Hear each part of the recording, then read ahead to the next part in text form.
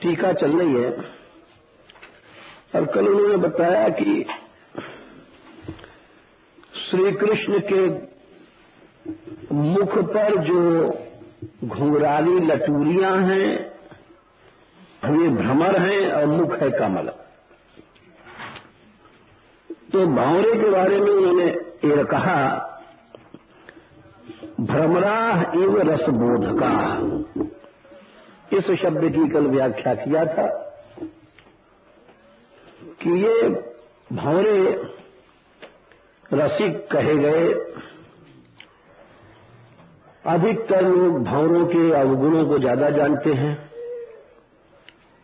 कि वो इस फूल से उड़ा उस फूल पर गया, उसकी इन बहुनायक होता है, बस यही लोगों को पता है। लेकिन भ्रमर को रसिक कहा गया क्यों? इसके बहुत से कारण कल बताए थे। एक तो इस तरह से रसपान करता है कि फूल का सौंदर्य नहीं बिगड़ता। दूसरे ऐसी मान्यता है कि उसके गान से, भ्रमर के गान से, गुनगुनाहट, गान माने गुनगुनाहट से पुष्प में रस की वृद्धि होती है। जैसे कि किसी चतुर नायक के सुंदर शब्दों से रस वृद्धि होती है नायिका के भीतर। गोपियों ने कहा था, गत्यानुराग स्मित विभ्रमेक्षितैर मनोरमालाप विहार विभ्रमैः आक्षिप्त चित्ता प्रमदा रमा पपेस्तास्तास विचेष्टास जगृहुस्तदात्मिका।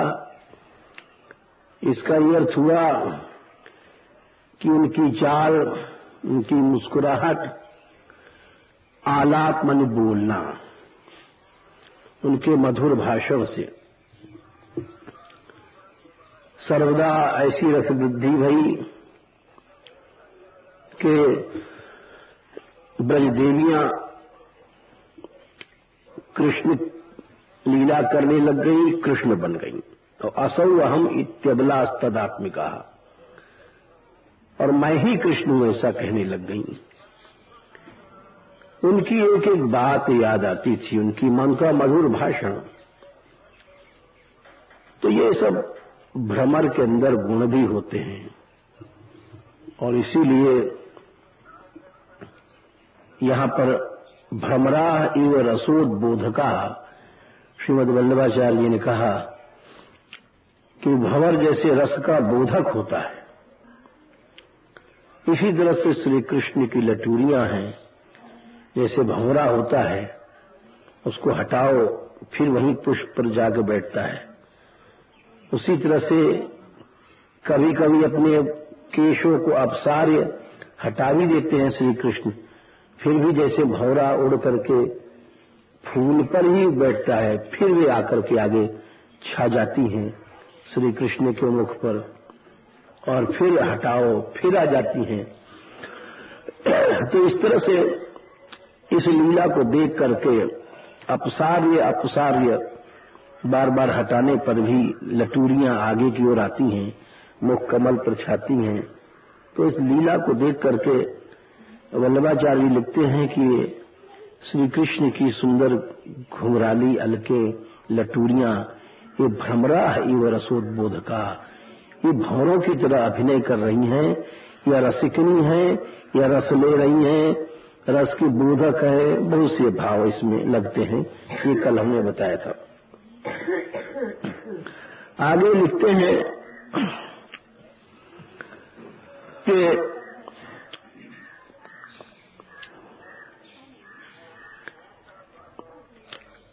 वनरूह शब्द की व्याख्या कर रहे हैं। वनरूह शब्द, वन माने जंगल भी होता है, वन माने पानी भी संस्कृत में। वनज कहते हैं कमल को, जैसे जलज वैसे वनज, जैसे जलरूह वैसे वनरूह। तो वनरूहाननम कहा, तो हर शब्द संस्कृत भाषा में यही विशेषता है, शब्दों का प्रयोग बहुत समझ बूझ करके और विशेष अभिप्राय से किया जाता है। गांव में जैसे हम लोग चाहे जो बोल लेते हैं, ऐसा नहीं चलता। वहां हर शब्द धातु से उत्पन्न होकर के विशेष अर्थ बताता है। इसीलिए अब जैसे धरणी है, पृथ्वी के बहुत से नाम है, भू, धरणी, तो सबको धारण करती है, इसलिए धरणी है। पृथु ने इसको संभाला था, इसलिए पृथ्वी भई, पृथु के आख्यान से संबंध हुआ। भू भवंती अस्मिन, सब प्राणी जहां पैदा होते हैं इसलिए भू कहा गया। तो हर शब्द का प्रयोग एक विशेष अभिप्राय से होता है, ऐसा प्राकृत भाषा में नहीं होता। तो वनरूप शब्द वल्लभाचार्य कहते हैं क्यों कहा गया, इसमें भी तो कोई कारण है। बोले यहां पर वन माने पानी। अब बोले पानी में जो पैदा हो उसको वनरूह कहते हैं, यानी जलरूह, वलरूह। अब रात का समय है, रात में कमल बंद हो जाते हैं, तो इसलिए यहां वनरूह से मतलब कमल नहीं है, वल्लभाचार्य जी कहते हैं। और उनका कथन विचार करोगे तो आप ठीक लगेगा। हर आचार्य के भाव क्यों कहते, दिन परिक्षय, दिन नष्ट हो चुका है, क्षय माने खत्म हो गया है। अब जब दिन खत्म हो गया है तो कमल का कोई महत्व नहीं रह जाता, क्यों, कमल तो हो गया बंद। जब कमल मुंड गया तो उसकी सारी शोभा भी मुंड गई। कमल की शोभा होती है जब वो खिलता है, सब पंखड़ियां चारों ओर खिली रहती हैं, तब कमल की शोभा होती है। अब कमल बंद हो गया परिक्षय में, तो बोले यहां पर कमल से मतलब नहीं है। बोले अरे तो फिर कैसे लगाओगे, कमल पर ही तो भंवरा बैठता है। तो बोले नहीं, जल में केवल कमल ही नहीं पैदा होता है, जल में रात का कमल है नलिनी, इसको कुमुदनी कहते हैं। रात का समय जैसे कमल सूर्य को देखकर खिलता है, सूर्य को देख करके बंद होता है, वैसे ही कुमुदनी रात को चंद्रमा को देख के खिलती है और चंद्रमा को ना देखे पर सवेरे मुड़ जाती है। एकदम उसकी वही लीला है जिसको कमल की है, तो वही लीला कुमुदनी की है। तो कमल भी जल में होता है और कुमुदनी भी जल में होती है, दोनों जल में होते हैं। तो कुमुदनी को रात का कमल कहा गया है। इसीलिए यहां पर वल्लभाचार्य अर्थ लगा रहे हैं, कुवलया भट्टुम व्याप्यते, कि यहां वनरू का मतलब कुवलय, वही जो रात को कमलनी यानी कुमुदनी है, कुवलय जिसको कहते हैं। बोले वो नीली भी होती है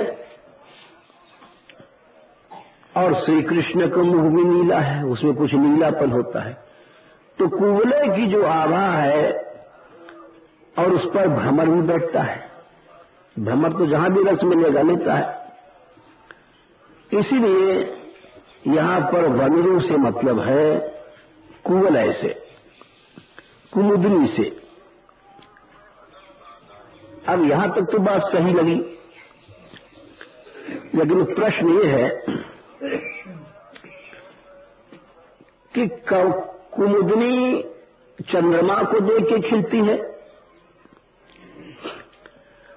चंद्रमा यहां कहां है, चंद्रमा चाहिए। बोले रात है चंद्रमा है, रात है चंद्रमा आ गया, लेकिन उनका जो मुख रूपी कुमुदनी है वो इस चंद्रमा को देख के थोड़ी खिलेगा। श्री कृष्ण का जो मुख है वो कुमुदनी है, वो इस चंद्रमा को देख के कैसे खिलेगा? ये चंद्रमा तो श्री कृष्ण के मुख को देख करके स्वयं लज्जित हो जाता है।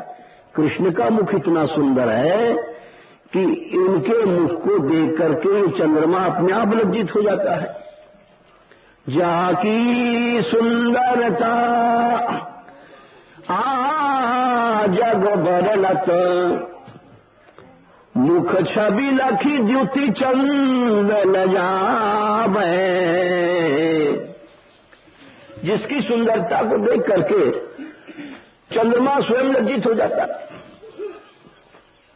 और तो इसीलिए श्री कृष्ण का मुख इस चंद्रमा को देख करके नहीं खिलेगा।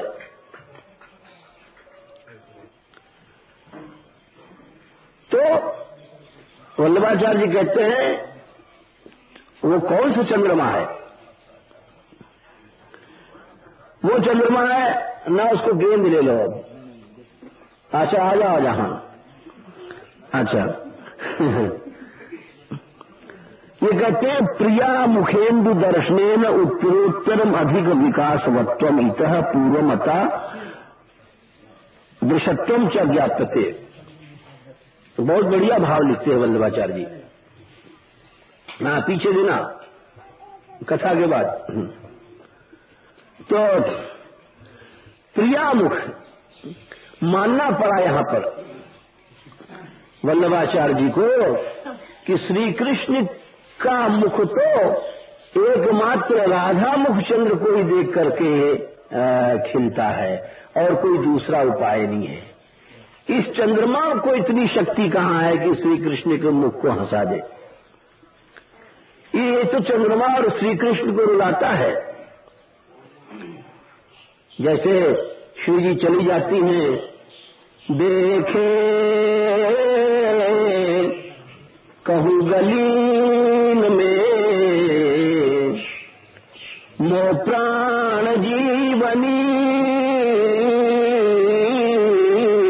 देखे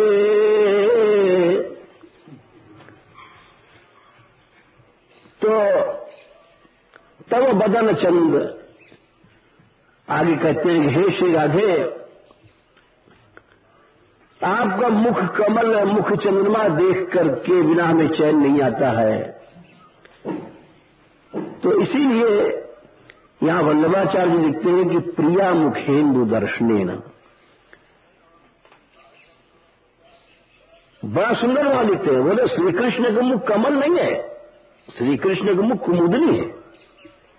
बोले क्यों? बोले रात को इस समय प्रिया जी के मुख का दर्शन हुआ तो कुमुदनी खिली।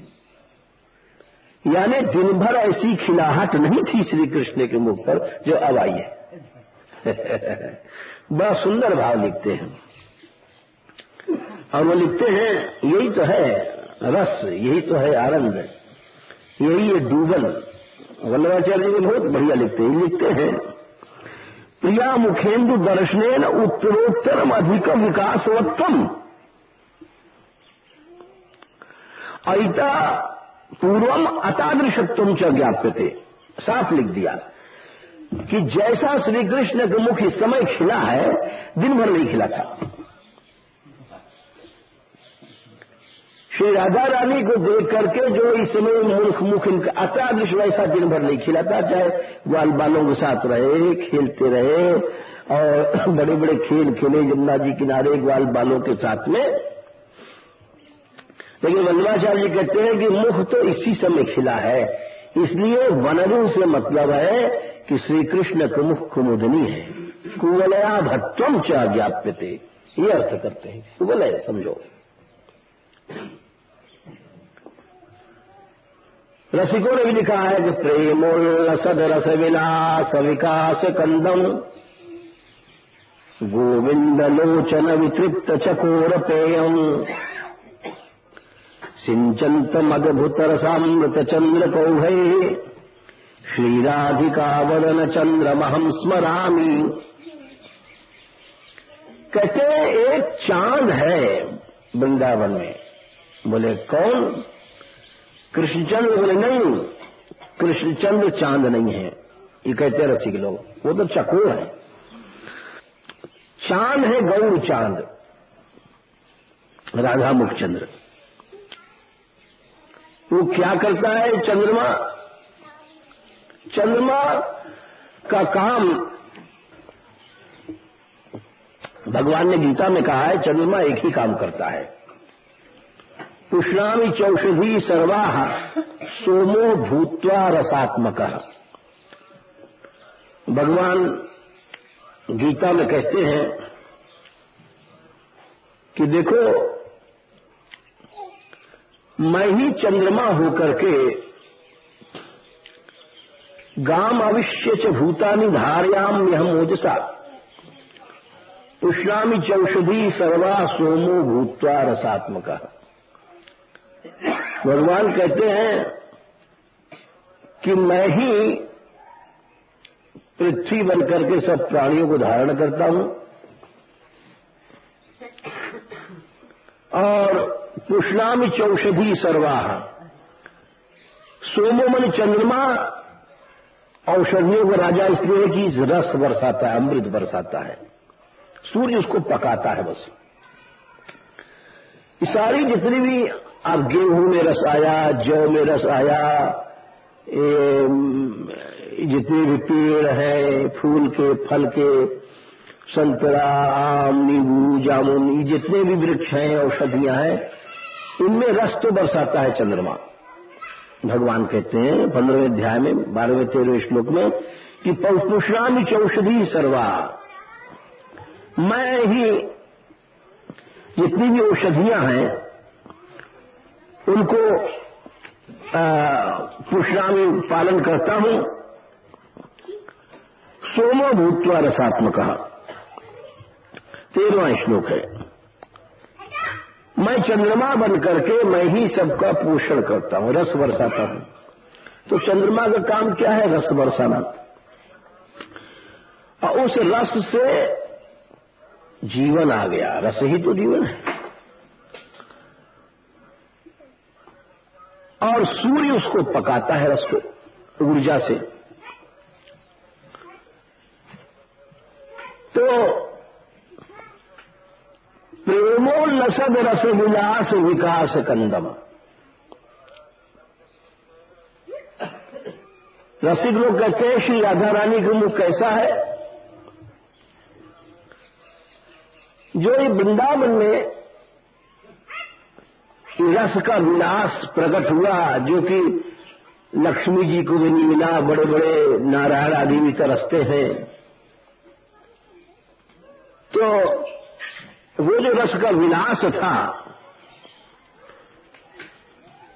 कैसा विलास था? प्रेमोल्लसद, पराकाष्ठा का जो प्रेम है, उस दिव्य प्रेम से लसित जो विलास था, उसका ये बीज है राधिका रानी का मुख। जैसे बीज के बिना पेड़ नहीं हो सकता है, वैसे ही श्री राधा रानी के मुख के बिना रस नहीं हो सकता है। जैसे रसिकों ने लिखा, शूकर है कब रास रचायो। तुमने बड़ा सुंदर लिखते हैं आगे, तुमने जब शूकर होकर के कौन सा रास रचाया आज तक? शुक्र अवतार भी तो तुमने धारण किया था। और वामन है, तुमने कब गोपी नचाई, है नरसिंह जी कौन की छठी ने रेख लगाई, सब अवतार का कह करके, और आखिर में कहते हैं कि अगर श्री राधा रानी में प्रकट होती तो तुम कहां से रास रचा लेते, कहां से बंसी बुझा लेते। इसीलिए रसिक लोग कहते हैं प्रेमोल्लसद रस विलास विकास कंदम, रस के विलास का कंद कहते हैं बीज, वो है राधा रानी का गोरा गोरा सुंदर चंद्रमा जैसा मुख। प्रेमोल्लसद रस विलास विकास कंदम, और बोले इस चंद्रमा का एक ही चकोर है, इस संसार में तो बहुत से चकोर होते हैं, लेकिन इस चंद्रमा का एक ही चकोर है, गोविंद लोचन वितृप्त चकोर पेयम, और कोई दूसरा चकोर नहीं है। बोला ऐसा क्यों है? श्री राधा रानी को इसीलिए महासती कहा गया। एक बार ऐसा हुआ, ये भी बता दें महासती का प्रसंग, कि श्रीमन महाप्रभु चैतन्य देव दक्षिण भारत में गए थे, तो वहां गोपाल भट्ट के पिता वेंकट भट्ट थे, श्री संप्रदाय के अनुयायी थे, रामानुजी मतलब। लक्ष्मी नारायण ही मुख्य उनका इष्ट होता है और उसी का अंश मानते हैं रामकृष्ण आदि कोई लोग। उनके यहां वो चातुर्मास करने के लिए 4 महीने, मतलब सन्यासी लोग एक जगह रहते हैं, उसको चातुर्मास से कहते हैं, वहां रुके थे। तो उन्होंने एक परिहास किया, और परिहास करने के बहाने में उनको बड़ा तत्व उपदेश दिया कि श्री कृष्ण ही परम तत्व है, जो कि नारायण आदि तो उनकी विलास मूर्ति है। उन्होंने एक बड़ी सुंदर बात कही कि अच्छा एक बात बताओ, वेंकट भट्ट जी से कही कि लक्ष्मी जी तो महासती हैं। बोले हाँ। बोले फिर कृष्ण को क्यों चाहती हैं? परिहास किया। और नारायण के साथ विराजती है वो तो। बोले हाँ, फिर कृष्ण को क्यों चाहती हैं? तो उन्होंने उत्तर दिया कि नारायण और कृष्ण तो एक ही बात है। बोले अगर एक ही बात है तो ब्रजगोपी क्यों नहीं चाहती नारायण रूप को, या राधा रानी क्यों नहीं चाहती नारायण रूप को? अगर बात एक है तो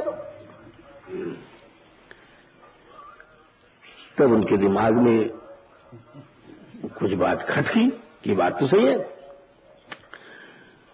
बोले और यहां तक कि जब श्री कृष्ण ने एक बार 4 भुजा को रूप धारण करके दिखाया तो गोपियों ने मिलने ही नहीं चाहा। चतुर्भुज रूप से उनका प्रेम ही नहीं आया। तो यहां और वहां लक्ष्मी जी तपस्या कर रही है, यदवांछया श्री ललना चरत तपः। तो फिर महासती कहां रही? अरे जो अपने पति को छोड़ के दूसरे को चाहे वो महासती नहीं। अब वो चुप हो गए। बात तो सही है, यहां तो गोपियों के सामने आ जाए नारायण रूप तो आंख बंद कर लेती, तो कोई बात तो होगी। तब उन्होंने कहा कि देखो, अंशी श्री कृष्ण हैं, उनको कोई भी चाहेगा तो उसका सतीत्व और बढ़ता है। नारायण आदि तो उनके विलास मूर्ति हैं, इसीलिए इनको चाहना वो तो कालुष्य नहीं है। भगवान ने स्वयं गोपियों को सती कहा है। जैसे आपको देखिए प्रमाण बताते हैं, याता बला ब्रजम सिद्धा मयेमारंस तक्षमा यदुद्दिश्य व्रतमिदम चेरुरार्यार्चनम सती। भगवान स्वयं कह रहे हैं चीरहरण के प्रसंग में, हे सतियो, वहां किसने कहा कि कुंवारी कन्या है, नंगी जा रही है तो उसका सतीत्व तो नष्ट हो जाना चाहिए। जो स्त्रियां अपने अंग को दिखाती हैं उनका सतीत्व तो नष्ट हो जाता है, दृष्टि भोग होता है ना। हम अपने स्वरूप को, हमारे यहां कुमारी कन्या को श्रृंगार करना मना है, पुराने जमाने के। आजकल तो मतलब सब धान बाईस पसेरी, आज की सभ्यता बदल गई। कुंवारी तो ब्याही से भी अच्छी श्रृंगार करती है, मतलब और गांव में कहते भी है, हाँ तो या गांव की कुंवारी लेकिन ब्याही से अच्छी पड़ो, ऐसे प्रयास भी करते हैं। तो अच्छी के मतलब श्रृंगार देखो, कपड़ा देखो, चटक मटक हाव भाव सारा गड़बड़ मामला, तो कौमारे तो नष्ट हो गया उसका। कौमार को श्रृंगार करना ही नहीं चाहिए। कौमार अवस्था में जो जैसा रहन सहन है, और फिर जो अंग दिखाना, तो उसका तो सब दृष्टि भोग हो गया। इसीलिए भगवान ने वहां पर, श्री कृष्ण ने कुमारी कन्या को सती कहा। कोई ये न सोचे कि हमारे सामने नग्न आई है तो इनमें दूषण आ गया, क्योंकि श्री कृष्ण ने आंखों से देखा, और आंखों से देखा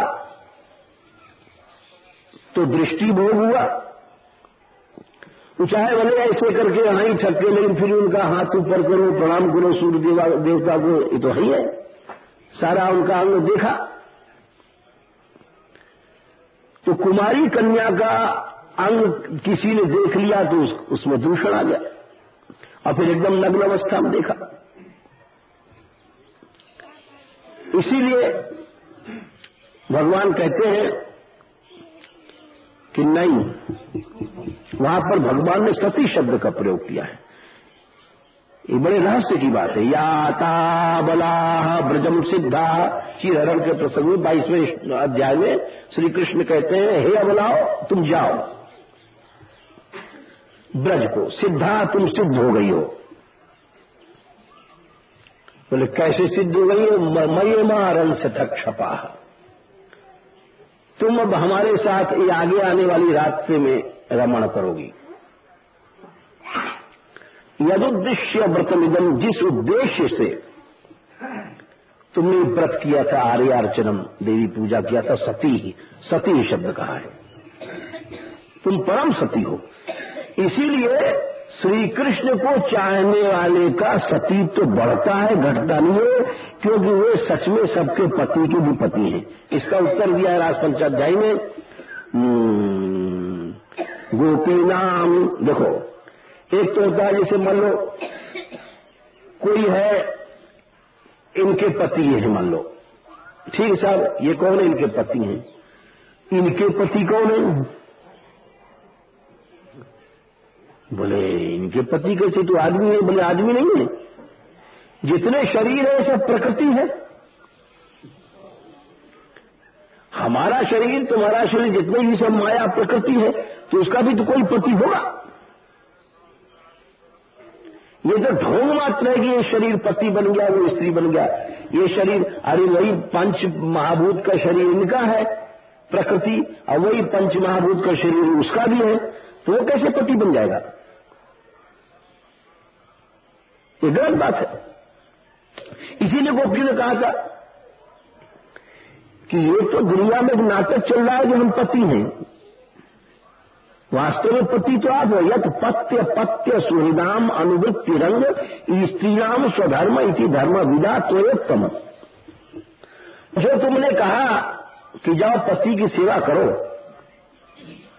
अस्त्वेवम उपदेश पदे तो ईशे, वो तुम्हारे ऊपर घटता है। बोले क्यों? प्रेष्ठो भवान स्तनुवृताम खिल बंधुरात्मा, ये पति आत्मा नहीं हो जाएगा। स्त्री का मान लो किसी स्त्री का कोई पति है तो आत्मा कैसे बन जाएगा? और तुम आत्मा हो। इसीलिए राजपंचाध्याय में जो श्लोक आता है, गोपी नाम तत्पति नाम च सर्वेशाम एवं देही नाम योन्तश्चरथिसोध्यक्ष क्रीडने ने देह भाग।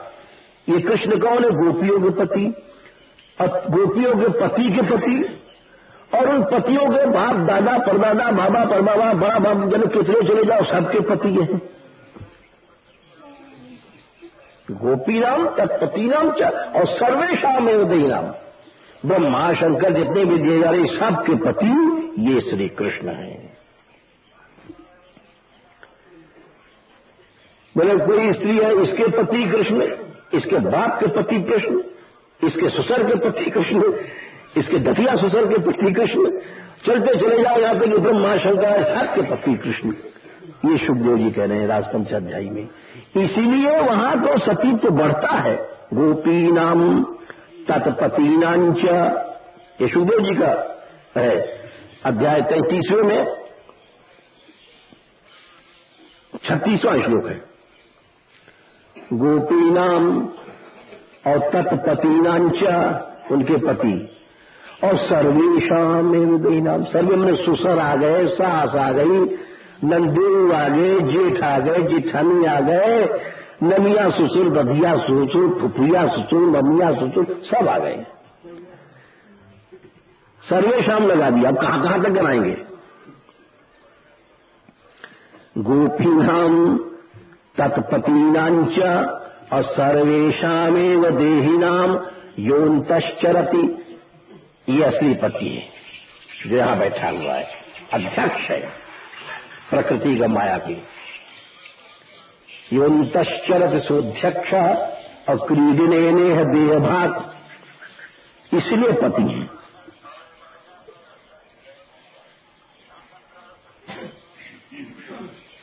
भगवान ने गीता में भी कहा कि पुरुष कोई दूसरा है ही नहीं है। बोले कैसे महाराज? बोले देखो,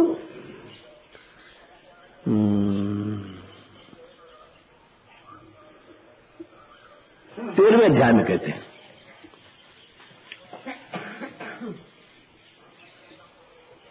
तो 7वें में कहते हैं, भूमिरापो खम नो भूमिरापो नलो वायु खम मनो बुद्धिरेव च अहंकार इतीयम में भिन्ना प्रकृति रष्टदा।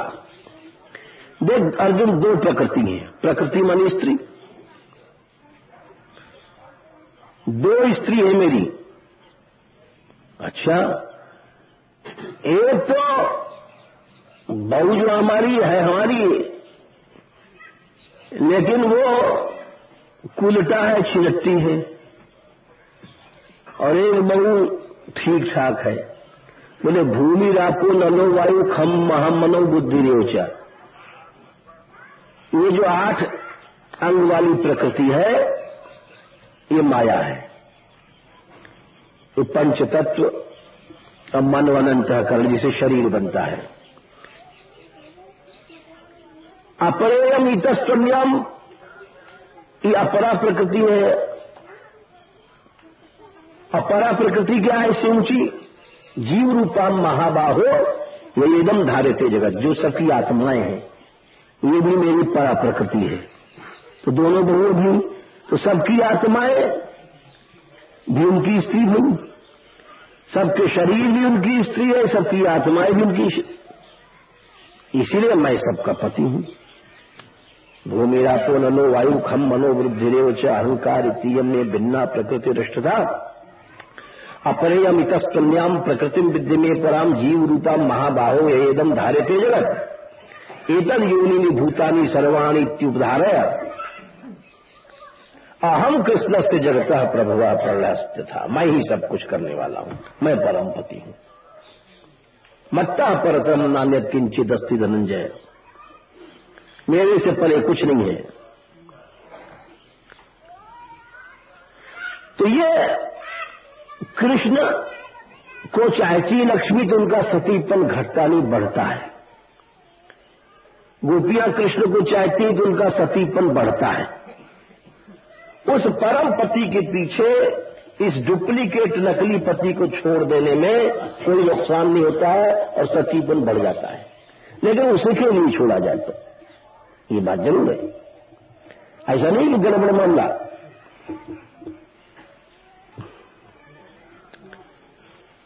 तो ये हमने इसलिए कहा कि एकमात्र चकोर है कृष्ण।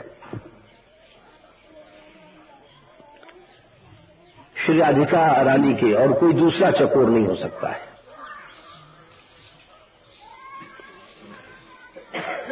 और लक्ष्मी आदि के तो नारायण भी चकोर हो गए, कृष्ण भी चकोर हो गए, लेकिन श्री जी के एकमात्र चकोर हुए हैं। प्रेमोल्लसद रस विलास विकास कंदम गोविंद लोचन विचित्र चकोर प्रियम। गोविंद के नेत्र इनके चकोर हैं। बोले श्री जी क्या करती हैं? सिंचन तम अद्भुत रसामृत चंद्र को भई। चंद्रमा तो वही है जो चकोर को सींचता है, किरणों से सींचता है। बोले श्री जी अपने मुख की किरणों से कृष्ण के नेत्रों को सिंचा करती हैं अद्भुत रसामृत। बोले कैसे सृष्टि भाई, वो तो स्वयं रसमय ब्रह्म है कृष्ण तो। बोले है तो रसमय ब्रह्म, लेकिन उस रस में भी ये कुछ अद्भुत रस है कि जिस रस को ब्रह्म भी चाहा करता है, इसलिए अद्भुत रस कहा। उसको हम समझा नहीं सकते तुमको। अद्भुत माने जिसको समझाया नहीं जाए, जो समझना कठिन है। आश्चर्य, जैसे मान लीजिए किसी ने कहा कि भाई देखो तो उस आदमी ने आज 10 मन की शिला उठा लिया, तो सब कहेंगे आश्चर्य हुआ भाई, कैसे हुआ कैसे हुआ। एक अद्भुत बात समझी नहीं जा सकती। तो एक हम अंक में पढ़ रहे थे कि एक व्यक्ति था, गो भक्त था, और उसको गौ माता की सेवा करते करते सिद्धि प्राप्त हो गई। एक नियम होता है, भैरव बाबा की सिद्धि करनी, जब तक काला कुत्ता की सेवा नहीं करोगे भैरव सिद्ध नहीं होगा। काला कुत्ता की रोटी खवाओ, ये करो, सबका वाहन है। वैसे गोपाल जी के लिए गाय है, वो सिद्धि देने वाली। तो उसको जो सिद्धि मिली, तो एक बछड़ा जो था गौ माता का, वो जैसे कामधेनु प्रसन्न हो गई, वो सिद्ध हो गया। उसमें चाहे जितना वजन खींच दे, तमाशा हो गया। 100 गाड़ी लगा दो, 100 गाड़ी खींच देगा, तो कामधेनु बन गया, सिद्धि हो गई। जब गौ माता अगर सिद्ध हो जाए तो क्या कहना, गोपाल जी तुम्हारे आंगन में नाचेंगे, धन संपत्ति सब। पुराण में लिखा है कि गोबर में लक्ष्मी का निवास है, इसलिए गोबर से ही चौका लगाना चाहिए और वहीं बैठना चाहिए व्यक्ति को, लक्ष्मी की प्राप्ति होती है। निष्ठा से बैठेगा। कि पहले बैठकों में गोबर का चौका लगता था, अब गड़बड़ सड़बड़ हो गया, अब तो उसमें टाइल वाली बिल्लू लगा देते हैं, लेकिन वो ठीक नहीं है। शास्त्र में लिखा है कि गोबर के चौके में ही लक्ष्मी का निवास रहता है, श्रद्धा से किया जाए तो उसने एक दिन ऐसा करता था, किसी गांव में चला जाए और कह दिया, अच्छा तुम जितने गांव की गाड़ी इकट्ठी कर दो, हमारा ये बछड़ा खींच देगा। तो वो खींच देता था और बड़ा उसको द्रव्य मिलता, इनाम मिलता। आता, अपने खाता पीता और खुद सेवा करता, गैयान की खूब खिलाता, बड़े प्रेम से। और सेवा ही से तो मतलब सिद्ध होता है। एक दिन उससे क्या भूल हुई कि उसने ऐलान किया, एक गांव में पहुंच करके हमारा बछड़ा सब खरीदेगा। तो गांव की गाड़ी सब इकट्ठी हुई और उसने कहा चल, जोर से धक्का मारा उसमें, एक लठिया का प्रहार हल्का से कर दिया खुशी में। अब जाएगा जूता तो नहीं खींची गाड़ी, अब उसका तो मुंह काला हो गया। सब गांव में हंसी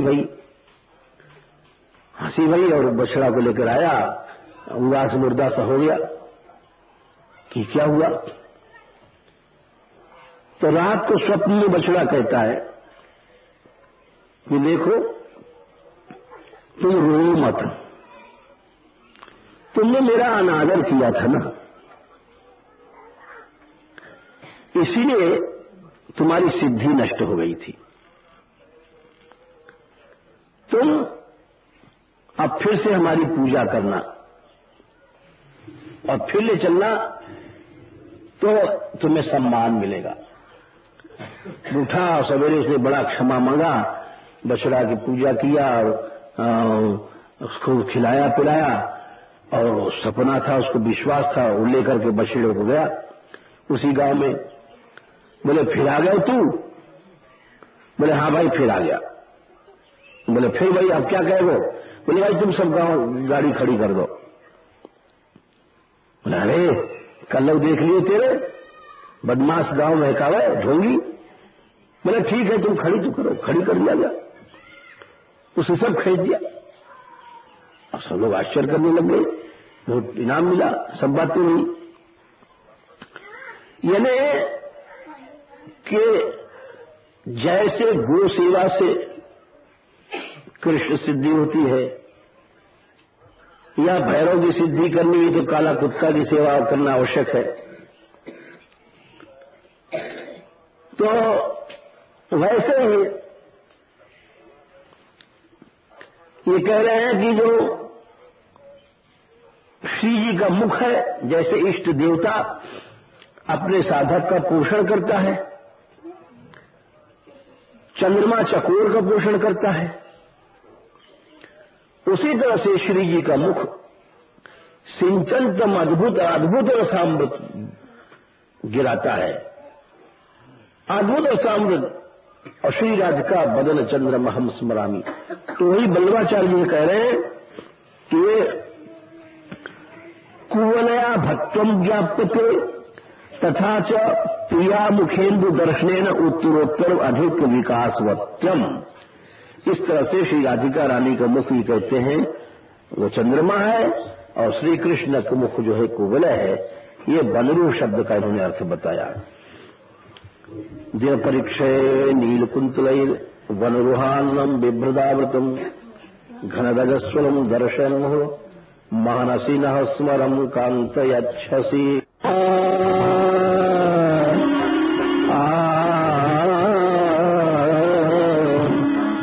श्याम चरण शरणाय यहो रे मानसा।